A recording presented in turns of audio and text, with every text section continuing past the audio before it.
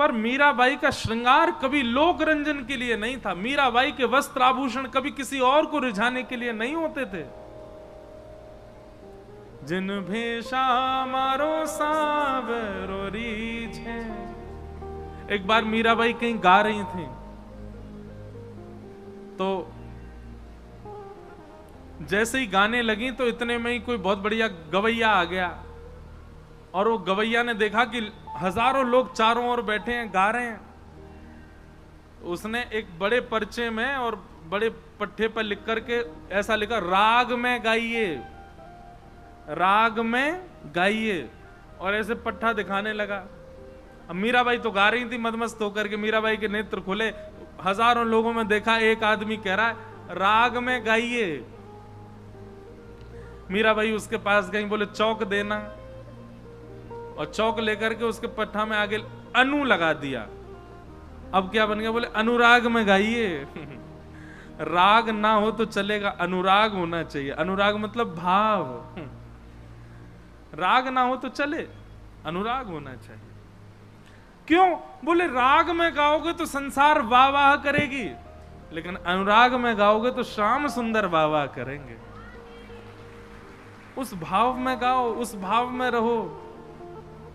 अरे सुंदर खाना बनाओगे तो बच्चे कहेंगे वाह माँ आज क्या बनाया, लेकिन सुंदर प्रसादी बनाओगे तो काउदना गोपाल जी बोल जाएंगे भीतर से, बोई वारी पवा जो तेने बादेना पवाई कही बहुत बढ़िया लगी है। कर्माबाई की खिचड़ी पाने जाते ठाकुर जी। वो करो जिससे श्याम सुंदर रीझे। संसार तो बड़ा विचित्र है, आज रीझ रहा है आपसे, कल नेक गलती करके देख लो, एक बार करके देखो। घर में कल कुछ ऐसा करके देखो जो किसी को स्वीकार नहीं हो।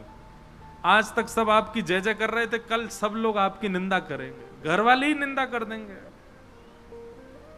पर भैया आप चाहे महलों में रहो, चाहे कुटिया में रहो, चाहे खूब धनवान बन जाओ, निर्धन हो जाओ, सब आपके संबंध जुड़ेंगे और बिछड़ेंगे इस बीच में। लेकिन आपके गोपाल जी एक बार आपके पास आ गए फिर कभी नहीं जाएंगे, चाहे तुम जहां जाओ संगे ही रहेंगे। असली प्रेम निभावे वाले तो यही हैं और कोई नहीं। तो इस प्रकार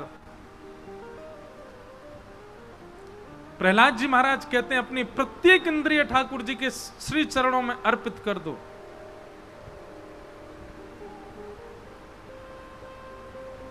ये तेज हो रही है, हाँ बढ़िया। जमुना जी आवे वारी है बस ने का देर में है? आ गए,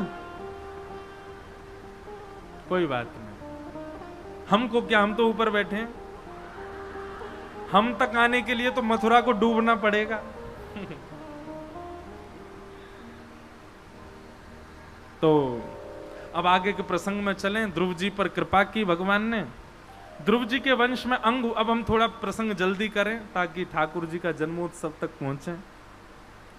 ध्रुव जी के वंश में राजा अंग हुए, इनके बेटा बैन हुए।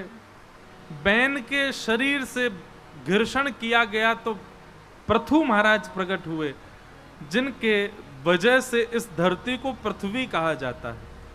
ये जितनी खेती बाड़ी वगैरह सब पृथु महाराज ने प्रस्थापित की इस पृथ्वी पर। ऐसा वर्णन करते हैं भागवत जी में कि पहले पृथ्वी पर समतल जमीन नहीं थी, पृथ्वी पर पहाड़ और समुद्र।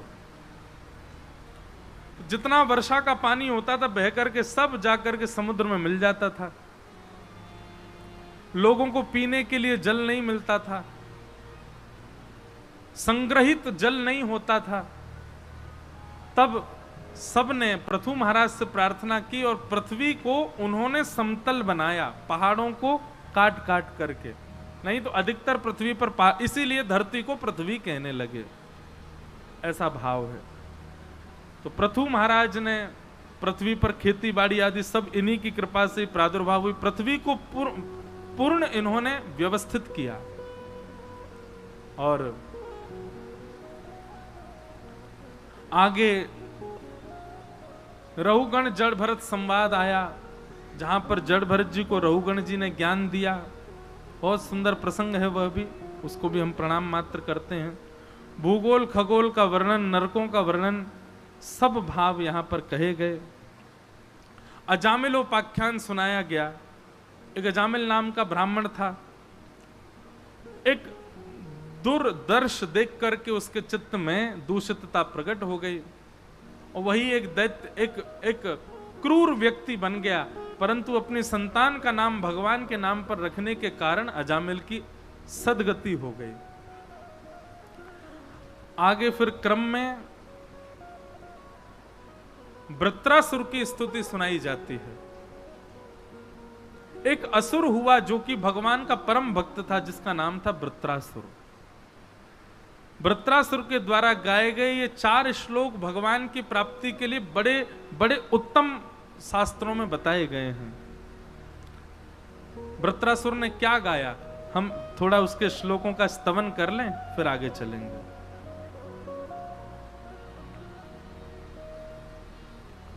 कि अहम हरे तब पादई कमूल दासानुदासो भवतास्मि भूयः मनस्मरेता सुपतिर्गुणांस्ते गृणीतवा कर्म करोतु कायः न नाकपृष्ठं न च पारमेष्ठं न सार्वभौमो न रसाधिपत्यं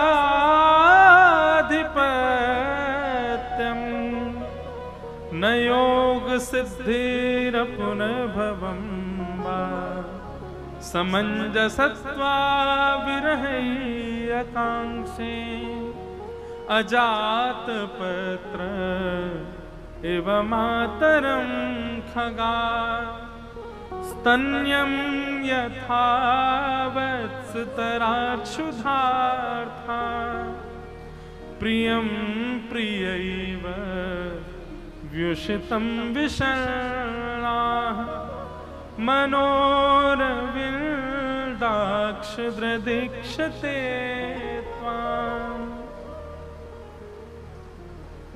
वृत्रासुर ने स्तुति गाई। अब कथा तो बहुत बड़ी है वृत्रासुर की, पर इतना सुन लो कि वृत्रासुर एक असुर था और इसको मारने के लिए देवता सामने खड़े थे। उसी समय वृत्रासुर कहता है कि मैं अपनी मृत्यु से पहले, वृत्रासुर बोला मैं जानता हूं मैं मरूंगा आज, पर मैं मरने से पहले अपनी अंतिम इच्छा पूरी करना चाहता हूं। तो इंद्र ने कहा क्या करोगे? वृत्रासुर बोला भगवान की स्तुति गानी है। और तब उसने ये 3-4 श्लोक गाए भगवान के लिए। कितने सुंदर भाव है। क्या कह रहा है वृत्रासुर? कहता है नाथ, मुझे आपके चरणों का दास नहीं बनना, कृपा करना, मेरे जप से, मेरे तप से, मेरी तपस्या से प्रसन्न होकर के अपने चरणों का दास मुझको मत बनाना। अद्भुत स्तुति है वृत्रासुर की, ध्यान पूर्वक सुनो। भगवान बोले भले आदमी, मेरे चरणों का दास नहीं बनना? बोले ना। तो फिर? तो वृत्रासुर कहता है दासानुदासो भवतास्मि भूयः। आपके चरणों के जो दास हैं, उनके चरणों के जो दास हैं, उनके चरणों का मुझे दास बना दो नाथ। मैं सीधे आपके चरणों की प्राप्ति नहीं करना चाहता, मैं आपके दासों के चरणों का दास बनूं, ऐसी कृपा करो। भगवान बोले वृत्रासुर सीधे हमको नहीं चाहिए तुझे, ये दासों के का दास तुझे क्यों बनना है? वृत्रासुर कहता है नाथ, 2 कारण हैं। क्या? पहला कारण तो यह है, मैंने देखा था जब गजेंद्र ने आपको पुकारा तो आपने आकर के सुदर्शन चक्र से उद्धार किसका पहले किया? स्तुति गजेंद्र ने गाई, पुकारा गजेंद्र ने, कमल अर्पित किया गजेंद्र ने, पर आपने आकर के गजेंद्र को बाद में उबारा, पहले उसके चरणों को मुख में लेकर के बैठे हुए उस मगरमच्छ का उद्धार किया। उसी दिन मैं समझ गया कि आपको अपने दासों से भी ज्यादा अति प्रिय दासानुदास हैं, इसलिए मुझे दासानुदास बना दो। पहला कारण। बहुत अद्भुत स्तुति है। हम तो कहते हैं हर वैष्णव को याद करने चाहिए तीनों श्लोक, और नित्य अपने ठाकुर जी को ये बात कहा करो। वृत्रासुर कहता दूसरा कारण मुझे आप क्यों नहीं चाहिए? बोले नाथ आप हो हमारे पिता, और पिता के जब पुत्र जन्म लेता है ना तो पिता बहुत प्रसन्न होता है, लेकिन जब पुत्र का पुत्र जन्म लेता है तो वो दादा बन जाता है, दादा बन के और ज्यादा खुश होता है। लेकिन ठाकुर जी यदि वो व्यक्ति जीवित रहे और अपने आंखों के आगे अपने नाती का भी पुत्र देख ले तो महाराज 80-90 वर्ष की आयु में भी वो फूले नहीं समाता, आनंद में भर जाता है। अपने पुत्र से भी ज्यादा प्रिय पौत्र है, पौत्र से भी ज्यादा प्रिय परपौत्र है। इन्हीं बातों से मुझको लगता है कि आपको शायद अपने दासों से भी ज्यादा प्रिय दासों के दास हैं, और शायद दासों के दासों से भी ज्यादा प्रिय दासानुदास हैं, इसलिए मुझे दासानुदास बना दीजिए। भगवान प्रसन्न हो गए वृत्रासुर की स्तुति से, और भगवान बोले तेरे नाम के पीछे असुर किसने लगाया? अरे भैया ये वृत्रासुर नहीं है, इसका नाम है भक्त वृत्त, ये वृत्रासुर नहीं है। अद्भुत। जैसे ही भगवान प्रसन्न हुए तो इंद्रादि देवता बोले भगवान ये आपको बहलाने फुसलाने की कोशिश कर रहा है, चिकनी चुपड़ी बातें कर रहा है ताकि आप इसके वश में आ जाओ और आप प्रसन्न होकर कहो वरदान मांग। तो वरदान मांगने की जैसे ही आप इसको आज्ञा करें तो ये मेरी पदवी मांग ले, ये इसलिए ऐसी बातें कर रहा है आपसे। वृत्रासुर बोला नहीं भगवान, मेरी दूसरी बात सुनिएगा। क्या? कि ननाकपृष्ठं न च पारमेष्ठं न सार्वभौमं नरसाधिपत्यं न योगसिद्धे अपुनर्भवं वा समञ्जसत्वा विरहैकांक्षे। नाथ आपको कसम है मेरी, मुझे इंद्र की पदवी मत दीजिएगा प्रसन्न होकर के, मुझे ब्रह्मा जी की पदवी नहीं चाहिए, मुझे रसातल का राजा नहीं बनना, मुझे पूरे ब्रह्मांड का राजा भी नहीं बनना, मुझे कुछ नहीं चाहिए आपसे। भगवान बोले तो कुछ तो मांग। वृत्रासुर बोला वचन दो, जो मांगूंगा सो दोगे। भगवान ने हाथ रख के कहा जो मांगेगा सो देंगे, बता क्या चाहिए। इंद्र आदि घबराने लगे, बोले अब ये मांग ही लेगा हमारी पदवी। वृत्रासुर कहता है समंजसत्वा विरहैकांक्षे। नाथ ऐसी कृपा कर दो आपके दर्शन में मैं रोया करूं, आपके दर्शन में मैं तड़पा करूं, आपके दर्शन करने के लिए मैं विलाप करूं, मैं बहुत विरह आतुर हो जाऊं। पर नाथ आप मुझे वरदान दीजिए, मैं चाहे जितना रोऊं जितना तड़पूं, आप मेरे सामने आना मत, मुझे तड़पने देना, मुझे विरह में रखना। पहले श्लोक में तो भगवान को नचा दिया और दूसरे श्लोक में भगवान को रुला दिया वृत्रासुर ने। बोले वचन दीजिए आप मुझे, आज मुझे दिख गए हैं, अब मैं आपकी याद में कितना भी रोऊं, कितना भी तड़पूं, कितना भी आपको पुकारूं, मेरे प्राण क्यों ना निकल रहे हो, पर नाथ मेरे सामने आना मत। समंजसत्वा विरहैकांक्षे। भगवान बोले वृत्रासुर क्या मांग रहे हो तुम, विरह क्यों मांग रहे हो? तो वृत्रासुर कहता है नाथ दर्शन में आप दिखते हो, केवल नेत्रों को दिखाई देते हो, केवल त्वचा को स्पर्श में अनुभव होते हो, पर जब आप दिखते नहीं हो और विरह यातना जब चित्त में होती है, नेत्रों से अश्रुपात होता है, व्याकुलता मन में होती है, क्षमा करना भगवान, मिलन से ज्यादा सुखदायी व्याकुलता लगती है मुझको। व्यक्ति जब प्यासा होता है तो जल के मूल्य को जानता है, लेकिन जब प्यास नहीं होती ना तो जल को ऐसे ही फैला देता है, उसका मूल्य नहीं समझता। नाथ, मैं सदा आपके भक्ति भाव के मूल्य को जानना चाहता हूं, इसलिए मुझे कभी मिलना मत आप। मुझे अखंड विरह दे करके जाइए, और याद रखिएगा मुझ पर कृपा कीजिएगा नहीं दर्शन देने का। आपने वचन दिया है मुझको कि आप मुझे विरह प्रदान करेंगे। महाराज दूसरा श्लोक सुनकर के तो इंद्र ने अपने अस्त्र शस्त्र नीचे रख दिए, और तीसरा श्लोक बोलता है वृत्रासुर, क्या कि अजात पक्ष इव मातरम खगा स्तन्यो यथा वत्सतराच्छुधार्था प्रियं प्रियैव व्युषितं विषन्ना मनोरविन्दाक्षिद्रदीक्षते त्वां। नाथ, जरा सुन करके जाइए कि मुझे विरह कैसा चाहिए। भगवान बोले बताओ। बोले जिस प्रकार वन में चरने गई गैया और उसका बछड़ा गौशाला में उसकी राह तकता रहता है, मेरी मैया कब आएगी, कब आएगी, कब आएगी, मेरी मैया कब आएगी। जिस प्रकार वो बछड़ा अपनी मां की प्रतीक्षा करता है, ऐसे मैं आपकी प्रतीक्षा करना चाहता हूं। भगवान बोले जैसे ही गैया लौट करके आ जाती है, बछड़ा दूध पी लेता है, तो फिर वो बछड़ा ही मैया को नहीं देखता। तू भी ऐसा करेगा?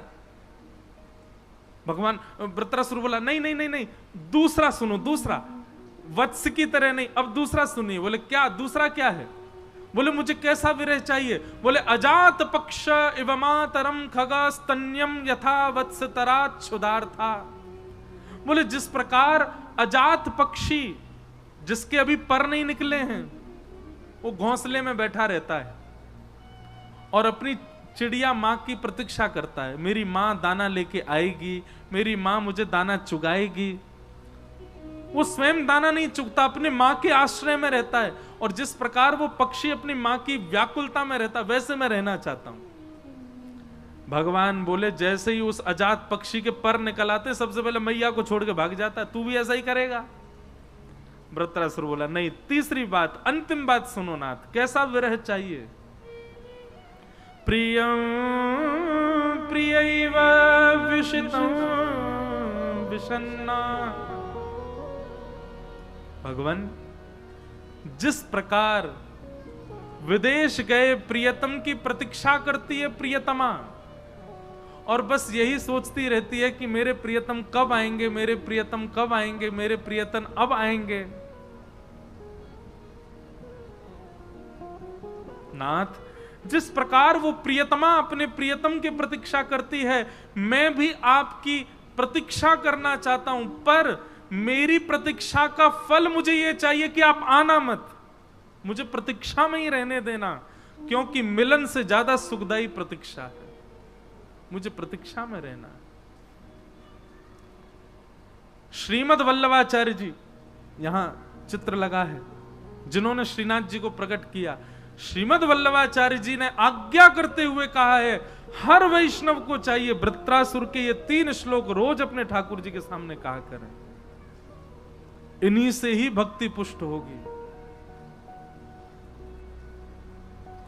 वृत्रासुर ने भगवान की स्तुति गाई, और स्तुति गाने के बाद जैसे ही कहा भगवान अब आप जाओ, अब मेरे वध का समय आ गया, इंद्र मुझे मारेगा। सामने देखा तो इंद्र तो हाथ जोड़ करके बैठा था। बोले मैं तुझे नहीं मार सकता। और यहां इंद्र कहता है अहो दानव सिद्धोसी यश्यते मतिरिद्रशी भक्तः सर्वात्मनात्मानं सुहृदं जगदीश्वरम्। अरे दानव, अरे दैत्य, अरे राक्षस वृत्रासुर, तू धन्य है। ऐसी प्रेम लक्षणा भक्ति तेरे चित्त में ठाकुर जी के प्रति, तुझे तेरा वध मैं कैसे कर सकता हूं? वृत्रासुर ने कहा इंद्र पीछे मत हटो, युद्ध के लिए एक बार शस्त्र उठाया तो लड़कर के ही शस्त्र को नीचे छोड़ना, आओ युद्ध करो मेरे साथ। और वृत्रासुर ने इंद्र के साथ युद्ध किया। 100 वर्ष तक युद्ध चला और 100 वर्ष बाद वृत्रासुर की मृत्यु हुई। सर धड़ से अलग होते ही दिव्य चेतना निकल करके भगवान के श्री चरणों में जाकर के विलीन हो गई। बोलो भक्त वत्सल भगवान। ऐसी बड़ी मधुर मधुर कथाएं हैं भागवत में। मैं लोगों से निवेदन किया करता हूं वृंदावन जाने का, अब यहां तो सब ब्रजवासी बैठे हैं, कि वृंदावन जाने का मन करता है तुरंत वृंदावन भाग मत जाए करो, कभी कभी विरह में भी रहा करो। द्वारिकाधीश जाने का मन करता है तो कभी कभी द्वारिकाधीश मत जाया करो। कक्ष में बैठकर के थोड़ा स्वयं को तड़पाइए तो सही। क्षमा कीजिएगा, जब तक विरह अग्नि आपके चित्त में नहीं जलेगी तब तक विषय रूपी पदार्थ जलकर के राख नहीं होंगे। जिस व्यक्ति ने अपने चित्त में कभी विरह का अनुभव नहीं किया उसके चित्त की मलिनता कभी नष्ट ही नहीं होगी। विरह अग्नि है और अग्नि में जो डाल दो वो ध्वस्त हो जाता है। हमारे चित्त में बहुत सारे भाव मलिन हैं और उन मलिन भावों को नष्ट करने के लिए श्री हरि का विरह बहुत आवश्यक है। पर भैया एक बात बताएं, हम ब्रजवासी को कुछ ज्यादा ही सन्निकटता मिल गई है ठाकुर जी की, हम ब्रजवासी विरह ना करें। लेकिन भैया ये विरह, हमारी बात लिख लीजिएगा, जप करना, तप करना, स्वाध्याय करना, अध्ययन करना, यज्ञ करना, ये भक्ति के वरदान नहीं है। भक्ति का वरदान केवल और केवल विरह है। भक्ति वरदान स्वरूप में आपको विरह प्रदान करती है। मीराबाई, अरे भाई जिसने भी पाया ना विरह में जाकर के ही पाया, चाहे मीराबाई हो, तुलसीदास हो, सूरदास हो, कुंभनदास हो, करमेती बाई हो, किसी ने भी बिना विरह के ठाकुर जी को पाया ही नहीं। जिसके नेत्र कभी सजल नहीं हुए हों ठाकुर जी की याद में, संसार की याद में, संसार में तो अभी नेक में ही रो जाओगे आप। संसार के लिए तो आंसू हमारे यहां धरासू बैठे रहते हैं, नेक में ही निकरिया में। कभी ठाकुर जी के लिए नीर बहा करके देखिए, पता कैसा लगता? ब्रह्म सौख्यम त्वनंतम, ऐसा लगता ब्रह्म सुख, इससे बड़ा सुख तो कुछ है ही नहीं। प्रयास किया कीजिए कभी कभी विरह में रहने का।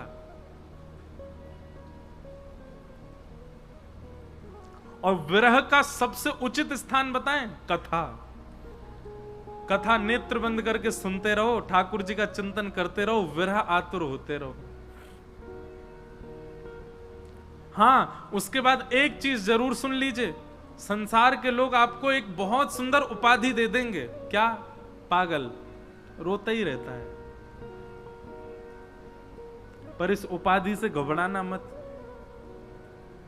सम्मानम कलयाति घोर गरलम नीचपुमानम क्षुधा, श्री राधा मुरली रवो ब्रज सके वृंदावनम मत्यज। अरे भक्ति में जब तक आपने सम्मान पाया तो समझो ठाकुर जी नहीं मिले। जिस दिन भक्ति करते करते आपका अपमान हो गया, समझो बस अब ठाकुर जी मिल भी रहे रहने का देर में। किसका नहीं हुआ?